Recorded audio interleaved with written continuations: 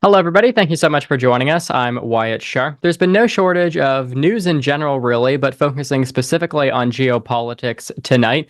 The war between Russia and Ukraine starting in 2014, essentially with the invasion of Crimea, and then, of course, with the full-scale invasion in February of 2022. And there's been kind of this consistent question of what role should the Western democracies, countries like Canada and the United States, play in this conflict? Well, I'm very excited to have with me tonight Lieutenant General Richard Newton, who served in the Air Force for how many years was it?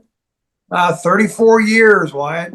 Yeah, so I mean, it's great to have you here. And just for people who are watching, you led thousands of men and women during peacetime and times of crisis as well. You said 34 years there yourself, and your time culminated, and you can correct me if I'm wrong here, but and your title here, very prestigious, as the U.S. Air Force Assistant Vice Chief of Staff.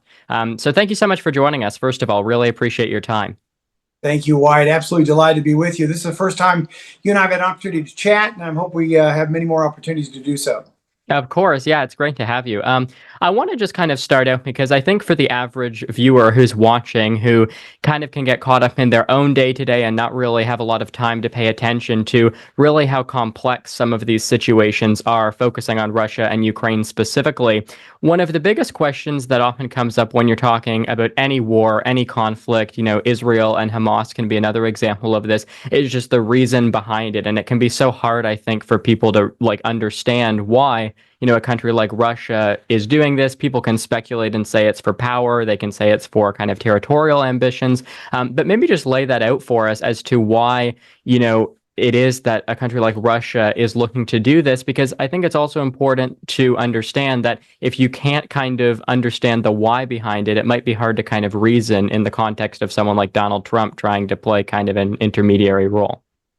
Well, absolutely. And the context of your question is spot on, and we'll get to that just briefly. I've been on air a number of times, and I've said publicly, Wyatt, that in my 34 years on active duty, and in the 12 years hence, I've never seen a more chaotic geopolitical or global national security environment than we're experiencing now. You mentioned Israel, Hamas, but really that's all about Iran.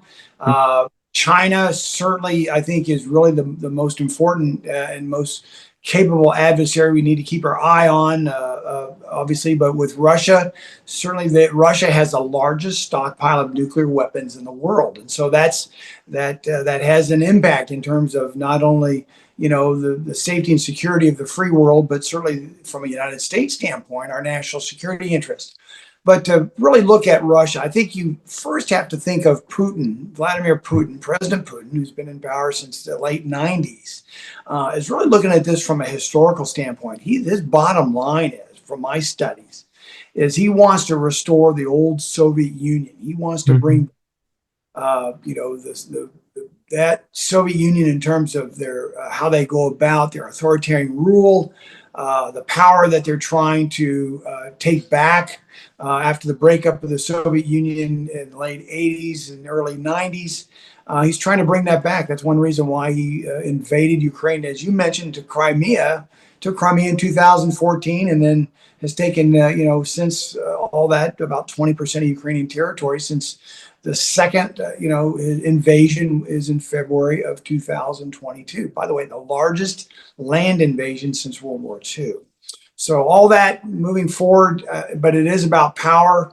It's about political power. It's also about Putin now being lined with President Xi of China and North Korea and Iran, really trying to displace the United States as really the leader of the free world, and trying to bring about their, certainly Russia, but their sense of power and communism, to really try to overrule and overtake a lot of part of the world.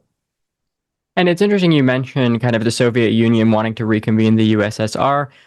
In the meeting that took place in Anchorage, Alaska, between President Trump and President Putin, where you also had a large number of diplomats from both the US and Russia come, one example being the Russian foreign minister, who came wearing a shirt that said, and I don't recall the exact wording, but basically, hinting at wanting to do that and wanting to reconvene the Soviet Union. I think it kind of begs the question, too, when it comes down to how much of this is a government thing versus, a Russian people thing in terms of them wanting to go forward with this? And is it the fact that, there is kind of this question of propaganda and what have you within Russia itself? How kind of, free are people to think on their own? But then also, is this a question of the Russian government wants one thing and then the Russian people want another thing?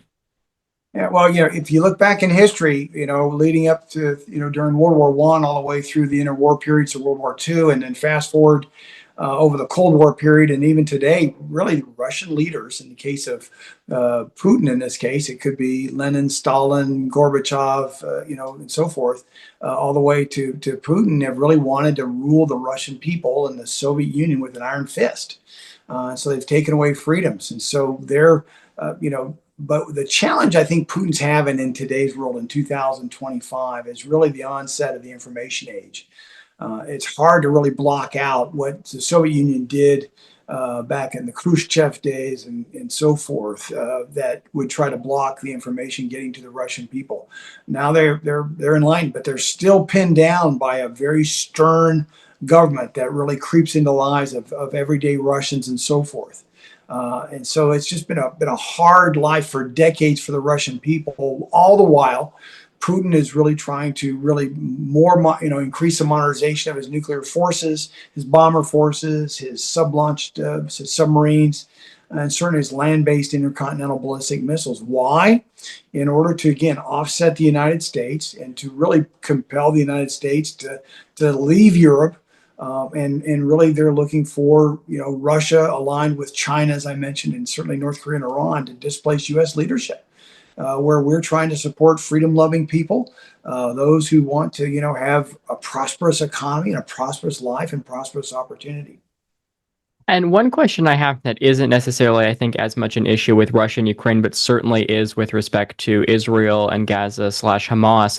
And that is kind of the role that the Western countries, but specifically the Western kind of civilians, whether it be people in Canada, people in the United States, are trying to play in terms of, associating their own opinions with these conflicts. As a member of Gen Z myself, even, social media has been a big thing where people will post things online, either trying to sympathize with people in Gaza or people in Israel. I think one thing is, certainly sympathizing with civilians is fine and should be encouraged. But in terms of people who just are living in the comfort of, again, whether it be the US or Canada, but then posting online and trying to encourage other people to think one way, whether it be in favor of the Israeli government, whether it be in favor of, Hamas, God forbid. But I think what would be your message just to people here? I think one thing that oftentimes gets forgotten too is just that, like, it's okay to not have an opinion on something and to just listen to other people, or people who actually know what they're talking about when it comes to these types of disputes here. And it kind of can lead to echo chambers and misinformation and,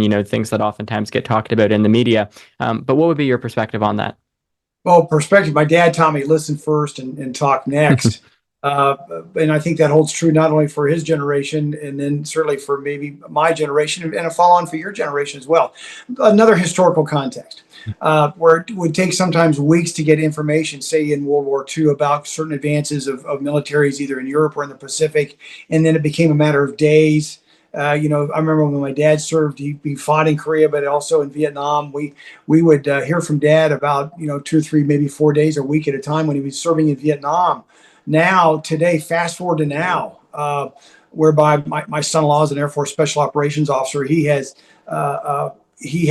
immediate access to information back and forth to our daughter and his family, where information travels, in terms of minutes, if not seconds. Now, the challenge with that is that's good communications, but then you have the manipulation of information in the social media world. And that's what your generation, when you get in these leadership positions, you're going to have to deal with. You're going to have to deal with what we call information operations or deception campaigns. And that's exactly what Russia's trying to do right now, in terms of trying to force, the Ukrainian people, and trying to break their will and trying to create a wedge between the United States and Canada and the United States and Europe and Zelensky and so forth. And then you fast forward to Israel. Israel is, it's had for years and decades a ring of fire around it. You had Iran, you've had Syria, you've had Hezbollah to the north, Hamas there in Gaza, and the Houthis down in Yemen and so forth.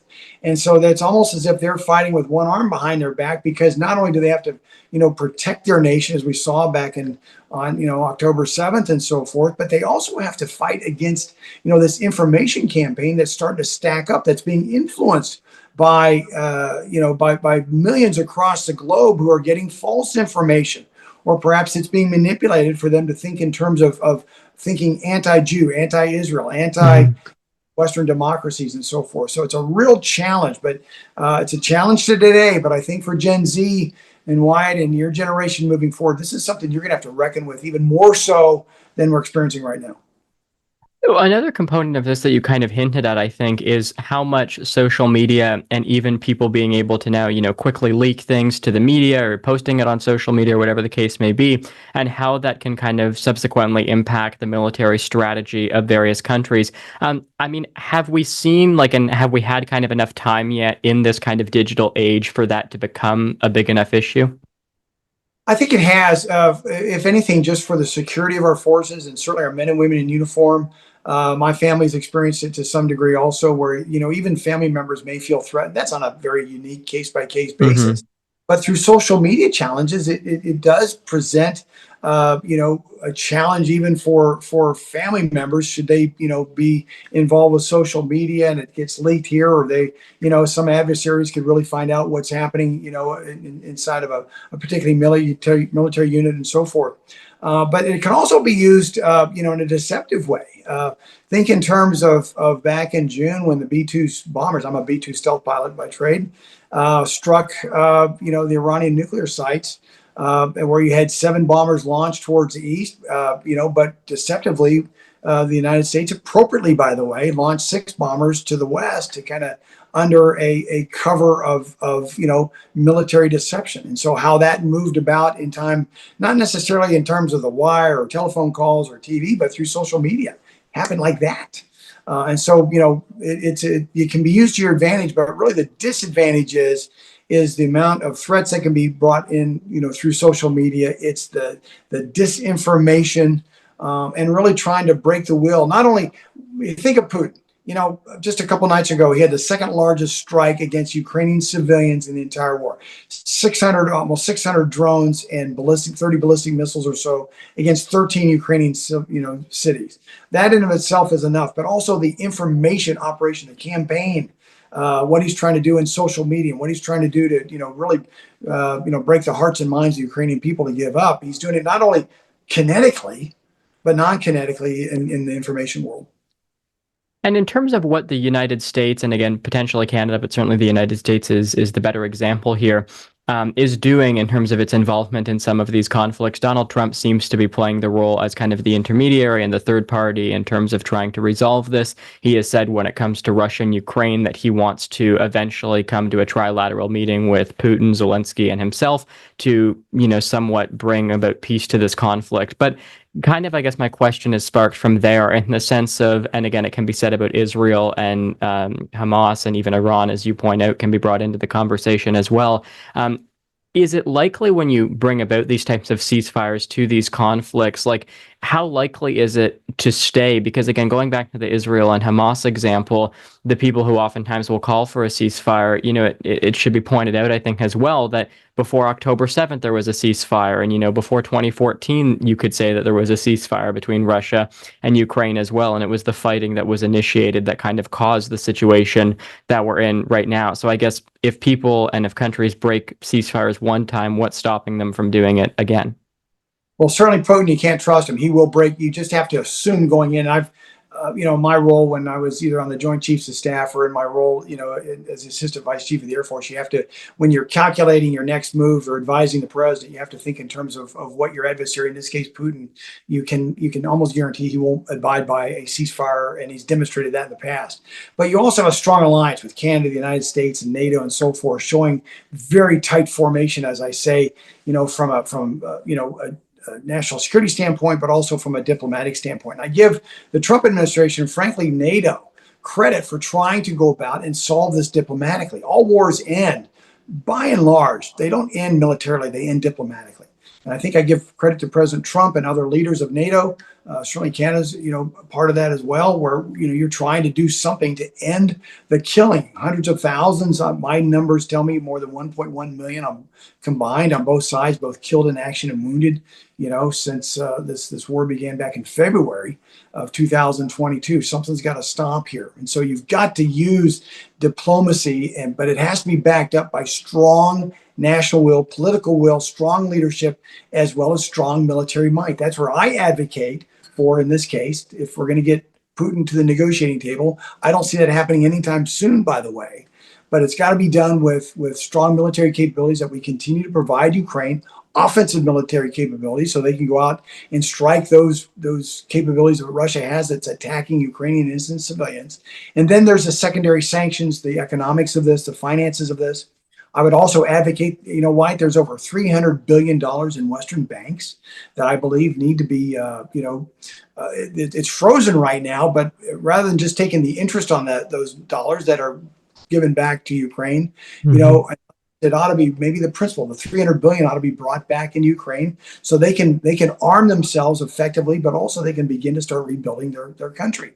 That will put a really dent into Putin. So it's economics, it's diplomatic, it's military capabilities, and so forth. But that's how I see it. But at the end of the day, it's going to take strong diplomacy, strong leadership in these negotiations to force Putin to get to the table and to come to some agreement that will pause the fighting. In terms of what the United, just lastly here, about a few minutes left, but I mean, in terms of the U.S. involvement that we see and what President Trump himself has been advocating for, he seems to be taking a bigger role in these types of conflicts than someone like President Biden or even President Trump himself did in his first term.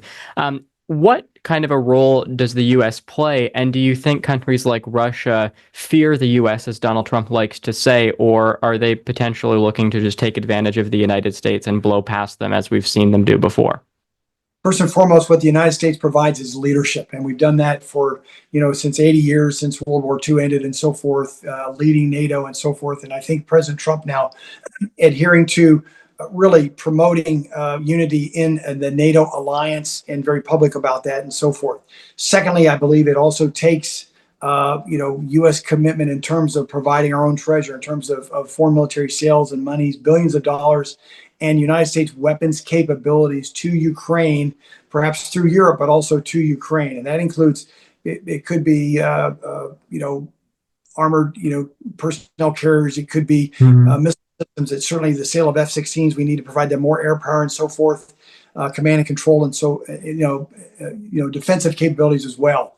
But it's going to really take U.S. leadership up front and leadership, not only from a military standpoint, providing those arms, but also from a diplomatic standpoint and making sure that Putin understands with U.S. leadership and resolve, we're in this for the long haul to make sure that the Ukrainian people are eventually freed of this grip that Putin has levied against Ukraine. This is not only important, however, the bottom line here, Wyatt, though, this is important for Europe. This is important for Ukraine, certainly. It's important for the NATO alliance. But really, all eyes, in my view, are in China.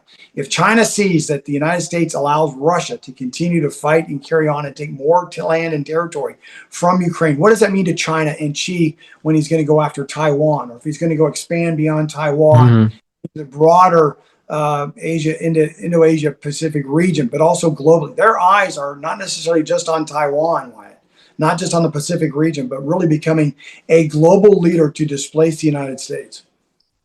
And just lastly here, I was in Europe recently, and one thing that I was kind of amazed by when I went there was just the kind of difference, again, because whether it's Canada, the United States, we're fairly similar, but going to Europe and just seeing the difference in terms of their lifestyle, their way of life, it kind of was like sparking a lot of questions in my own mind, and that is moving forward, like people in Europe, even just little things, right? Like they dress very nicely, they are very respectful of everybody, and not that people in the Western world don't do that, but I think people, in Canada and the United States seem to just lead much busier lives, and sometimes they just can get caught up in all of that. But moving forward, if we kind of look at like the bigger picture in terms of what the next few years, even next few decades could look like in terms of geopolitics, foreign relations, what do you kind of foresee when it comes to Russia, Ukraine, when it comes to Israel and Hamas? And do you think that people in the United States and countries like the United States and Canada risk kind of playing a smaller and smaller role as some of these European countries seem to be investing in their defense and potentially looking at playing a bigger role?